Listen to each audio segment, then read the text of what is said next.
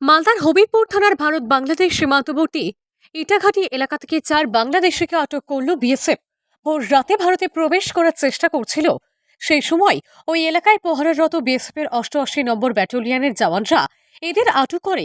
জানা যায় এদের নাম মোহাম্মদ বাবু, মোহাম্মদ দারুল হুদা, মোহাম্মদ মকুল ইসলাম ও মোহাম্মদ আব্দুল হালিম। প্রত্যেকের বাড়ি বাংলাদেশের চাঁপাই নবাবগঞ্জ জেলার গোমস্তাপুর থানার অন্তর্গত রোকনপুর এলাকায়। এদেরকে হবিবপুর থানার পুলিশের হাতে তুলে দিয়েছে বিএসএফ। ভরা কুয়াশার সুযোগ নিয়ে ভারতে প্রবেশ করার চেষ্টা করেছিল।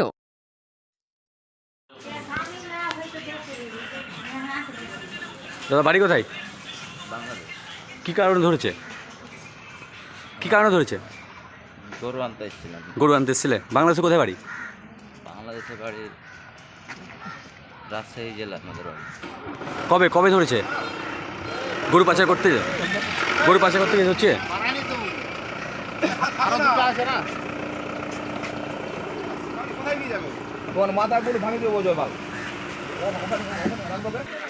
বাড়ি কোথায়?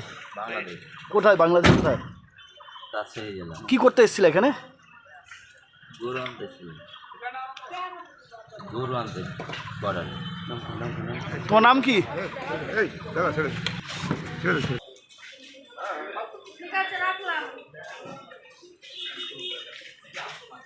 বাড়ি কোথায় দাদা আপনাদের? বাড়ি কোথায়? বাড়ি কি করতে এসেছিলেন এপারে? কতজন এসেছিলেন? কতজন ধরা পড়েছেন? কতজন ধরা পড়েছেন?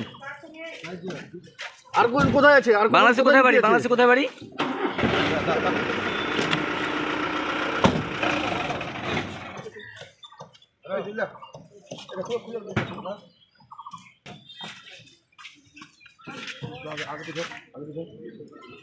ইন্ডিয়াতে আছে না বাংলাদেশে? আরো 9 জন কোথায় আছে দাদা? আর 9 জন কোথায় আছে? ইন্ডিয়াতে আছে না বাংলাদেশে? পালিয়ে গেছে। কি করতে এসেছিলেন? কি করতে এসেছিলেন? চুরি করতে।